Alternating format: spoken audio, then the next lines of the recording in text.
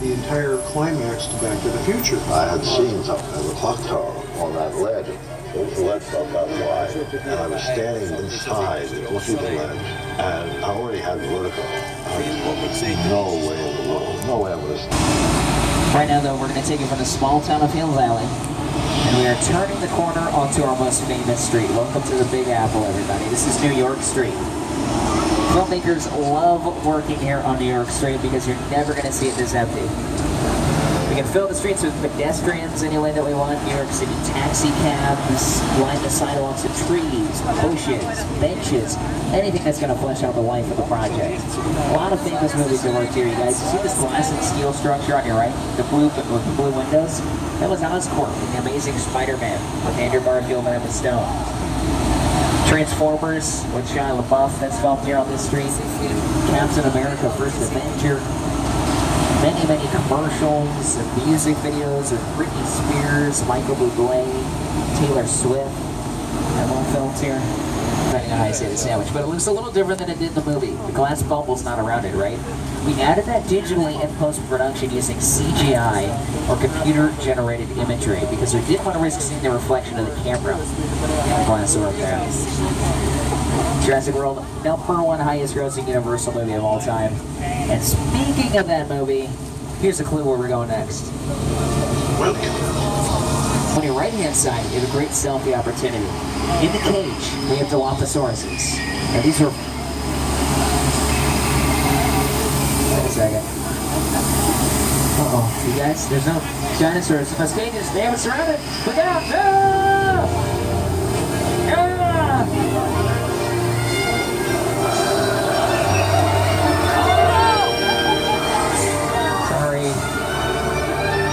Tell Steven Spielberg his dinosaurs are loose. Very angry dinosaurs. They're very out of work actors. Okay, he's gonna activate a little thunder and a little lightning. I think you guys are gonna see very quickly how the mood of a scene can change with the weather. There you go. Thunder and lightning. Pretty cool, right? Okay, Scott, whenever you're ready, go ahead and cue up that rainfall for us. In 3, 2, 1. Rain. On demand. Now, the way to create rain, we need a sprinkler system which we point into the air, allowing the water to naturally descend to the ground. Like real rain. No, if you're from Los Angeles, that's right. Pretty cool, huh? Okay. Scott, go ahead and cut those weather effects. We're going to pull around the corner here to show you another little area that was featured. Scott? Scott, you want to cut the rain and stuff? Scott, what do you... Wait a second. Oh no! Scott, what have you done? Guys, hold on, look out!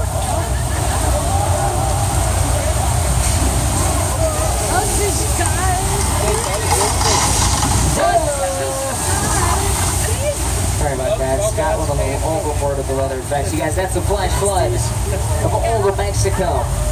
Tens of thousands of gallons of water come right down that hill, go right under that bridge, and then right into the drinking fountains at Disneyland.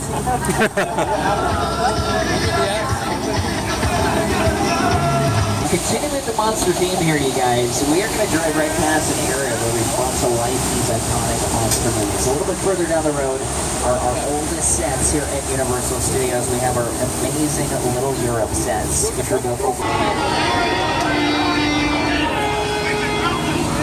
So a lot of television shows work in this little part of our park here.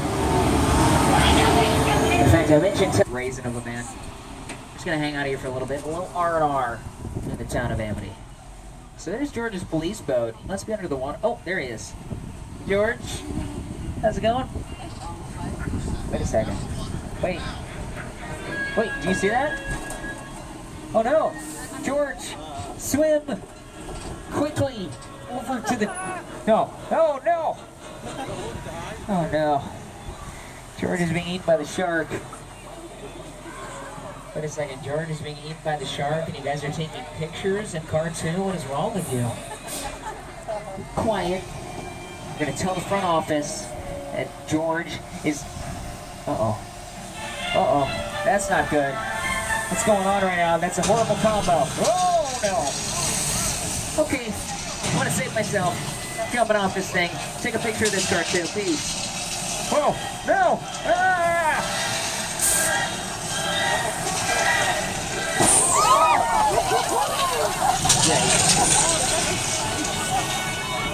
You guys, I believe that is Bruce the Shark. House coming up here. That's Gabby's home, played by Ava Longoria. And continuing down the left, the lilac-colored house in the corner is Bob and Lee's home. We also have the second tan-colored home with the stone bottom. It was painted yellow in the show. There it is. That is Susan's house, played by Terry Hatcher, who's on your screens right now. And then one more house on the left, we have Lynette's home, played by Emmy Award winner Felicity Huffman, the sort of gray-green house with the red front door. And look, the history of Mystery Lane goes back even further than Desperate Housewives, though. This used to be known as Colonial Street. It's because at the very end of it, all the rest of these homes here are just facades. There's nothing inside. You can't work inside of them. Well, actually, I guess in Lynette's home, there's a big tree growing out of the middle of the house. Pretty sure that wasn't in the show. A lot of commercials are filmed here, music videos with Smash Mouth, the rapper Nelly. Also, a lot of classic television shows have worked here. Let's take a second look at these houses here for a second. So, Susan's house, which is the tan-colored house on your right with the stone bottom, that's the Hardy Boys' house from the original television show. Makes sense. She's sort of the detective in Desperate Housewives. And then you remember Bob and Lee's home, the lilac home, in the corner on your right? That's the Munsters' house, you guys. 1313 Mockingbird Lane. Okay. We're going to get out of the neighborhood here. In Toretto's car from Fast and Furious. So I notified security. They have an update for us. Let's see what's going on. Chief? Studio tour. Looks like we might have an issue. I'm patching you into Agent Novak from the FBI. It's one Jim Carrey, and those two cars there, those are drivable. Believe it or not, they used to be golf carts. Perfect getaway car when trying to escape from Jim Carrey as the Grinch and probably even the Who's Neighbor. So I'll tell you what, this next guy turned out to be a total, considered very risque back then. Uh-oh. Look, Norman Bates in the office window. Ah! Okay, it's just a cardboard cutout. But it's still dangerous. It could give you a paper cut. This is from Steven Spielberg's film, War of the Worlds. Now, you are looking at a real Boeing 747 airplane, completely destroyed for this film. It cost $60,000 to purchase this plane. $200,000 just to transport the plane.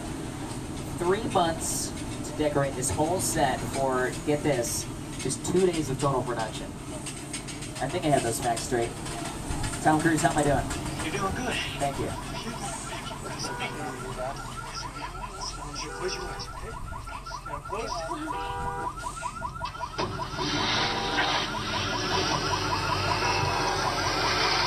Bobby, get in. Get in.